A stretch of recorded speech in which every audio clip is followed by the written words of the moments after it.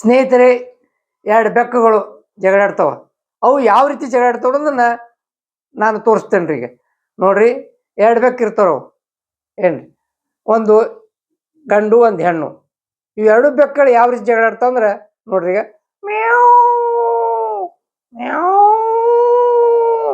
ಮ್ಯಾವ್ ಮ್ಯಾವ್ ಮ್ಯಾವ್